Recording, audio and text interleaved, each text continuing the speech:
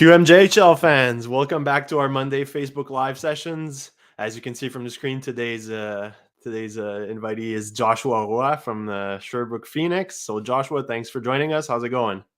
Good, you? Doing great, doing great. Thanks for taking the time for doing this in such a busy season. Yeah, no problem. Where are you joining us from? From Sherbrooke. Yeah, from my billet. Awesome, awesome. From the basement, from what I can see. Yeah. Awesome. So, Joshua, obviously, you're having a terrific campaign again after finishing last season as the top scorer. Obviously, the bar was set high with such a terrific campaign. You scored over 50, finished with close to 120 points, I believe, last year. What are your Yeah. expectations for this year? Well, I don't have a stats expectation. I'm not a guy who look a lot of the stats. I put myself like some objectives this year, just about my game, getting better. Like have a pro hockey game. That's what the Montreal Canadiens told me to, like having more pace in my game and be better without the puck. So Hmm. uh, I'm more working on that this year than working on making points and all the stuff. I want to improve my game, and I know that if I do that, I'm gonna get a good result and have a lot of points anyway. So you jumped the gun a little bit on what was going to be one of my first questions there. You mentioned obviously you're trying to round out your game to become a better professional. For those of you out there who don't know, Josh was selected by the Montreal Canadiens in the fifth round of the 2021 NHL draft. Unfortunately, I remember that draft being online. So one of my first questions would be, how did you take in that moment? Where were you? Who were you with? Take us through that day. Well, that was just an amazing day. I will remember it for my entire life.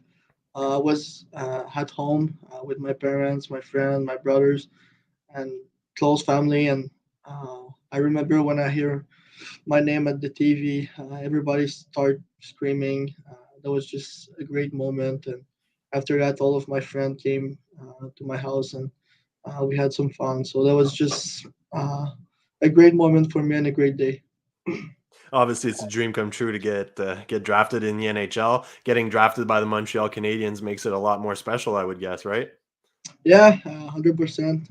Montreal Canadiens. I'm from Quebec, so the Canadian are for most of us our favorite team, and I was part of it. So when I saw it was from Montreal, I was just I I couldn't try.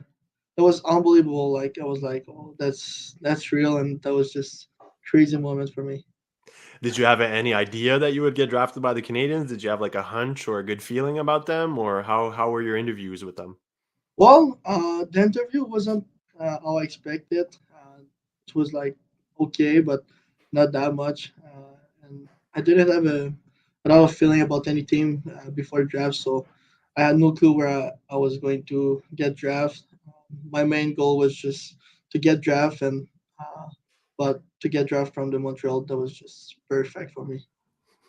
What about your first camp? How was that? I mean, did any veteran take you under his wing? I mean, what were your first impressions? Obviously, you get to wear the Habs logo. So, I mean, how did that go down? Well, it's pretty impressive to get in the room with all the guys at the main camp, like all the NHL guy. It's pretty cool. But I remember Ref RV Pinar took me on his way and showed me some tips, and he's French too, so that helped me. And it was just showing me the good way, so it helped me a lot for the camp. I saw on your Facebook page earlier they gave you number 32 as your first number. Yeah, yeah. 32 was my first number, and this year was 97. Oh, this year was 97. God, they Yeah. set the bar way too high with Oh yeah, 97 right there, eh? I was feeling faster. Do you have any like I think when you were in St. John you were wearing number 19, now you wear number 10. I mean, you've sort of gone through different numbers, number 9 at the World Juniors. I mean, do you have any preference for a number? Which one would you go for? I will go for 10, but obviously in Montreal, I won't be able to take it if one day I make the team. But yeah, I grew up as a 10, number 10. My two older brothers and my sister used to wear number 10 when they were playing sports, so I just continue it.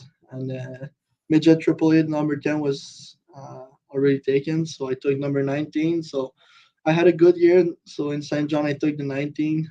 But when I got traded to Sherbrooke, I came back to number 10. So number 10's your number one preference because a Yeah, family, if it's a family affair, I guess. yeah, a small family affair. Nice, nice. Um, Obviously number is just one thing. You get to you we mentioned that you were drafted first overall in the queue by St. John, then last year get traded to well, actually the year before get traded to Sherbrooke, and then your career sort of took off. Are there any reasons to that? Was it just because you needed a change of scenery? How has it been beneficial for you to land in Sherbrooke? Well, it wasn't going well in St. John, so I guess that I needed a little change in like my environment. So I had to trade, and I got traded to Sherbrooke. And honestly, it's a very good organization with good coaches. With Stefan Julien, he's a very good coach. He showed me a lot of things and changed me a lot. So it's helped me, and we can see it on the ice. I grew up a lot since I was in St. John. And we mentioned it earlier. Obviously, last year, top scorer in the Q, you scored over 50. And then you said this year is more about, setting your game to a pro level. What about team wise? I know you guys sort of fell in the semifinals last year to Charlottetown. Do you guys kick off this season with sort of like a sour taste in your mouth? I mean, do you guys discuss that at all? Well, the first year I got to Sherbrooke, I think we finished almost last in the league. So last year we had like normal expectation, and we we we did pretty good, very far ahead what we expected, and for sure we will have wanted to win the playoff, but I think Charlottetown was a very good team. So it was four good team at the end. There's only one team that can win, so we weren't the one that won. So we'll try our best for this year, and I think we got a very good team this year, and we have a lot of chance to win it if we keep going like that. Yeah, obviously you mentioned you having a terrific season. You guys are within the top teams in the queue, one of the top teams ranked in the country actually right now. What are some of the things that you learned from last year that you don't want to repeat this year, or some of the things you're trying to avoid? Well, I think it's just don't get too high, don't get too low. Like, even if we have a lot of success, we need to keep working. And Stefan is a very good coach for that. In the practice, like even if we're I think second in the league right now, we keep practicing like if we were just a normal team. So I think that's the main thing that's gonna help us and make the difference at the end of the year. Now, what about when you mentioned taking your game to a pro level? Are there certain specific things that the Habs asked you to work on? Did they ask you, to gain weight, hit the gym, work on your speed, your shot, whatever it is? I mean, obviously your shot's doing pretty good, but I mean, other than that, are there specific things they mentioned you should be working on? Yeah, my skating, I gotta improve on that. And even if they didn't say it to me, like I recognize it at the camp. I really gotta improve on that. And my game without the puck, I think my strength is with the puck, but I need to improve without the puck, like gaining puck and in D zone, all those things without the puck. Like I gotta get better on that, and I think that's gonna be the two biggest thing to get to the next level. So we're going to see a faster and hungrier Joshua from here to the end of the season, right? Yeah, I'll try to. So we're mentioning how good your team's doing. Obviously, your line is just firing on all cylinders right now. For those who don't know, you're playing alongside Justin Gill and Ethan Gauthier. Can you talk a little bit about them? I know Gauthier is the top ranked prospect for the next NHL draft coming out of the queue at the moment. So, I mean, how has it been? How has it been playing with him? I know he's only 17 years old, but obviously he's the first overall pick in the queue, and so are you. So I'm guessing you sort of showed him a little bit the ropes. Yeah, Dan is a very good player. He's pretty physical.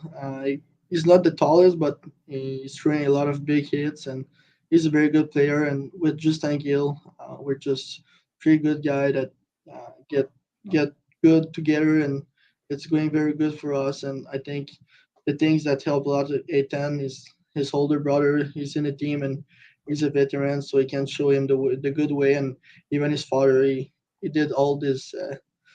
It is all those things. He played in the show, so he can show him the good way. So I think he's he's going to be a solid player for the future for sure.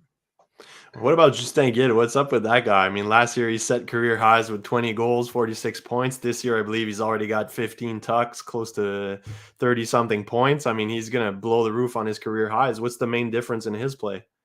Well, I think I improved a lot this summer. I trained very hard and he lost some weight, so that helped him a lot. And he's way faster, and it's I think it's the main thing that helped him a lot this year, and he's very good.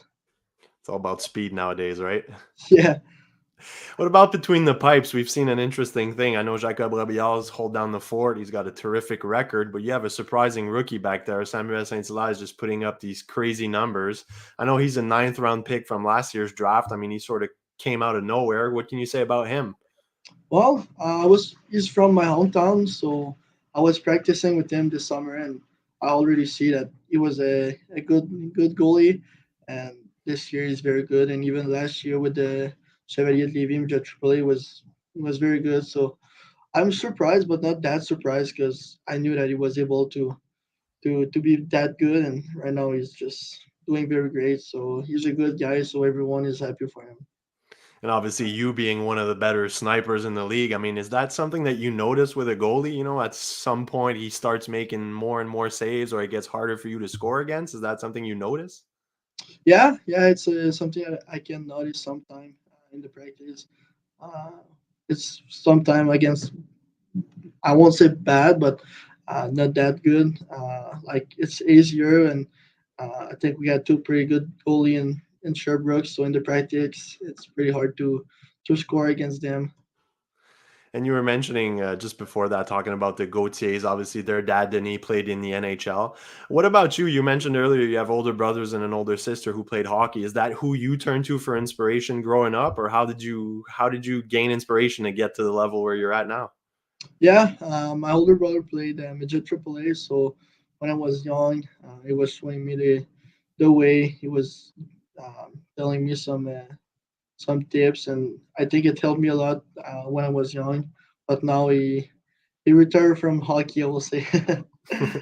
I'm sure you guys still have these battles out there in the winter or on the outdoor rinks or sometimes. Yeah, yeah. When we go to the rink outside, we still have a competition going.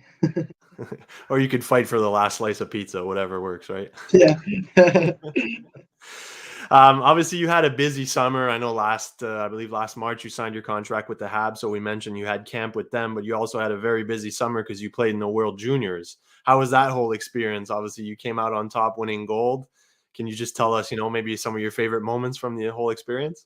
yeah. That was honestly everything was unbelievable, but I will say the last minute of the overtime in the final when McTavish stopped the puck. I don't know how, but he stopped it. I was on the bench and I wasn't able to see it like that well because the goalie was lining us. And when I saw the ref just waving no goal, and I saw the other player from Finland like that, I was like, "Oh, what is going on?" And then we go back in their zone and we just score. I was like, "Oh, what just happened?" And that was just crazy. Now, correct me if I'm wrong. You weren't taken for the initial team when it was supposed to be played in December, right? Yeah, I wasn't. So how was that feeling? I mean, did you feel rewarded when they gave you the call this summer? I mean, you had obviously a terrific season last year. Was it one way to, cap it off like the cherry on top type of thing? Yeah, when they canceled the tournament in the winter, I think I didn't know they were going to change a little bit their team, but it Mhm. was one of my objective to maybe get an invite to the other team. And when I received the call, I was pretty happy. I will say. Did you show up to that second camp basically with sort of underdog mentality, or you wanted to prove them wrong? Yeah, I just wanted to prove them wrong. I mean, they called me, so it mean that I had my place, and I started to practice. I was on the fifth line, and I think it took me maybe 4 days. I was on the first line with McDavish and Bedar, so that was a great feeling for me. How is Connor Brizard? Can you tell us a little bit about him? Is he that exceptional?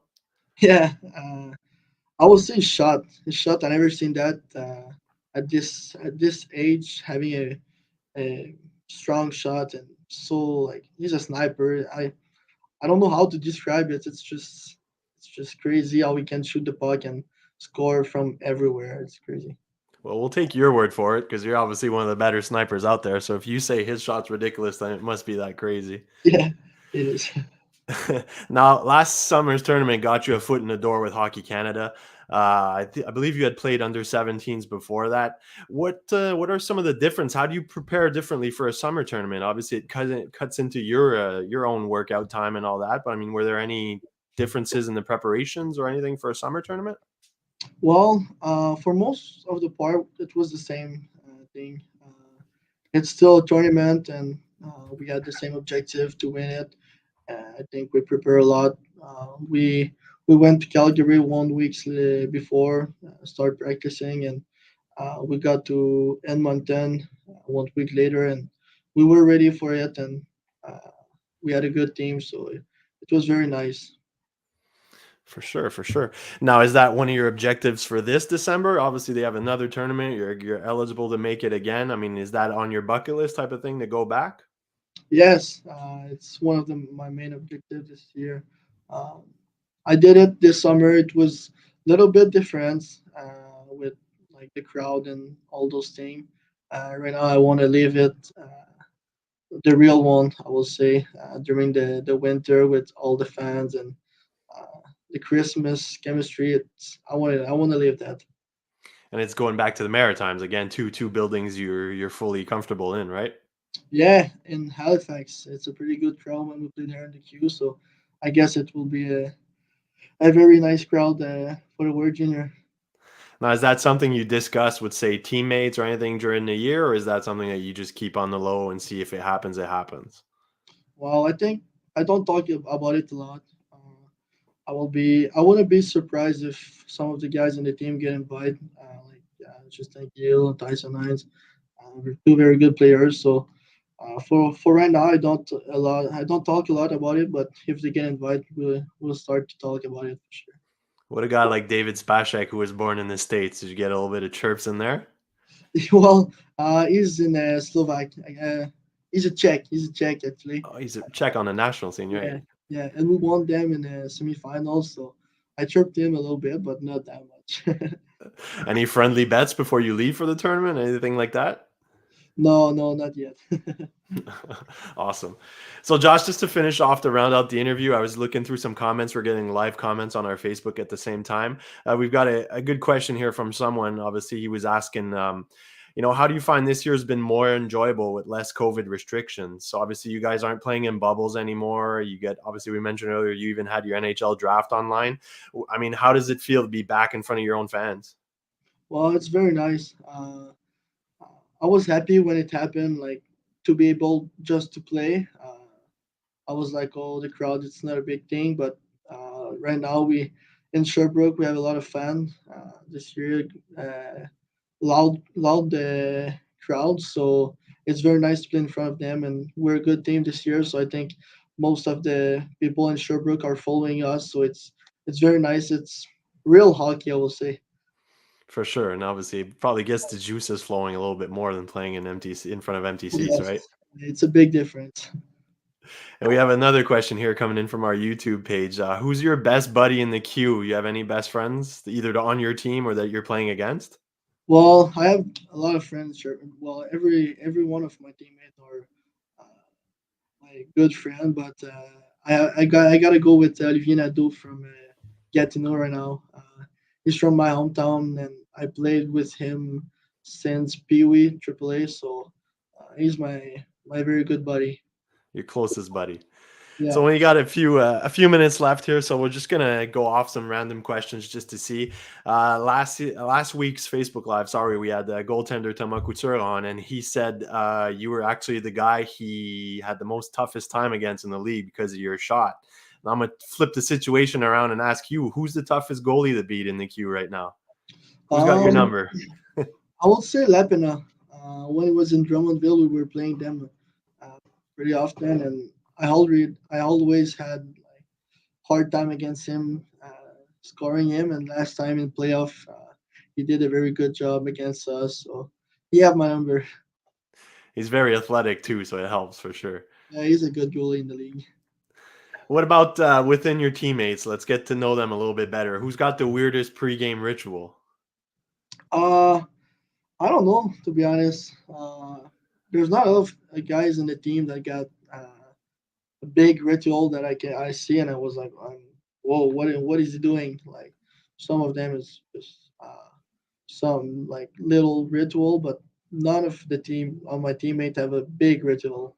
No one who you can't touch his sticks or his stall or nothing. Stay away from No, them. no, not this year. But when I was in Saint John, Tchaikovik, my first year, so I was pretty shy, and I remember he was sit right beside me, and his stick was on my stall, so I just like put it on his stall, and he looked at me and was like, "Oh, you can't touch my stick."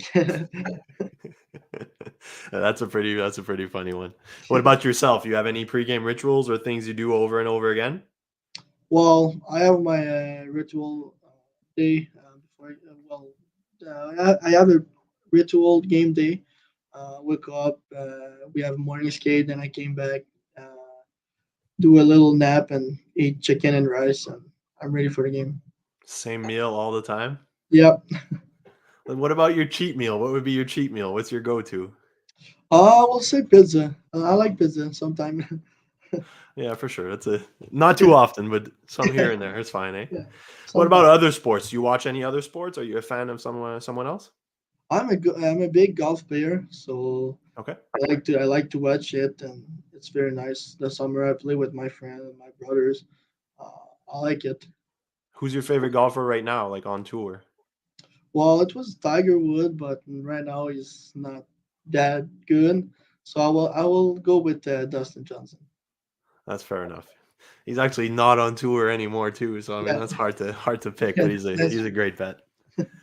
All right, well, Josh, that's all we had. I won't even go into the questions, ask you your handicap or everything, because you give you a wide open chance at lying there. So we're gonna end it right here. Obviously, I want to thank you for taking the time. Wishing you the best of luck for the rest of the season, and obviously, keep it up, man.